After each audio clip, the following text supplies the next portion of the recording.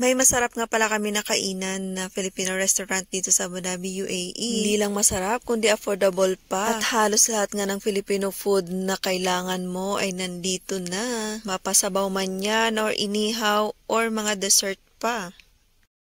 Malilito ka na nga lang pag tumingin ka sa kanilang menu kasi talaga namang lahat ay mukhang masasarap. Kaso syempre, on budget lang tayo, kaya kung ano lang muna yung afford. Ito nga pala ang Mama's La Mesa Restaurant.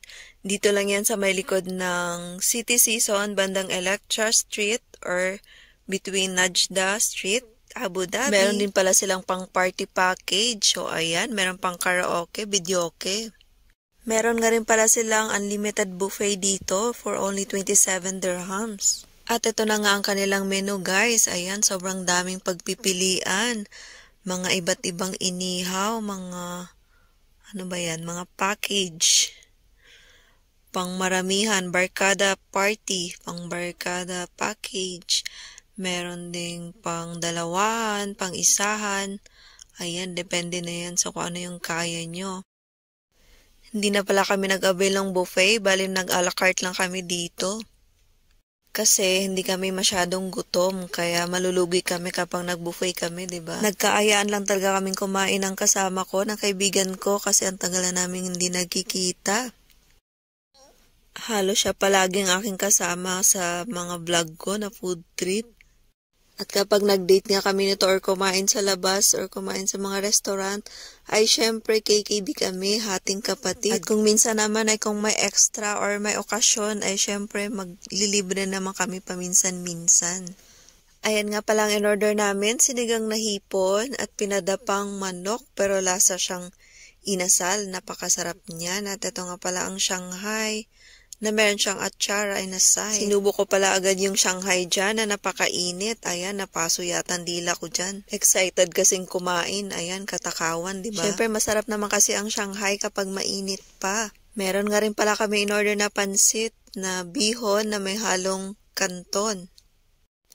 Nagkikrave daw kasi ng pansit itong kaibigan ko. Pati nga yung sinigang na hipon ay siya rin ang pumili kasi nagkikrave din daw siya. At ayan na nga, umpisa na ang aming pagkain habang nagkukwentuhan. Ayan ang napakainit na sabaw. Kahit na mainit na yung panahon sa labas, ay gusto pa rin naming humigop ng mainit na sabaw. Sana sa susunod ay matry naman namin ang kanilang unlimited buffet. Kailangan kasi kapag kumain ka sa mga buffet, talagang yung halos walang laman yung tiyan mo. Hindi naman totally gutom. Pero at least, ready ang tiyan mo. Para naman makarami ka, diba? At ayan nga, tinikman na namin lahat ng in-order namin. At talaga namang posibleng babalik-balik kami dito kasi masarap talaga ang kanilang pagkain. At sa sobrang laki pa ng kanilang order or ng kanilang serving, ay halos hindi namin naubos. Kaya naman na-take out pa namin yung iba.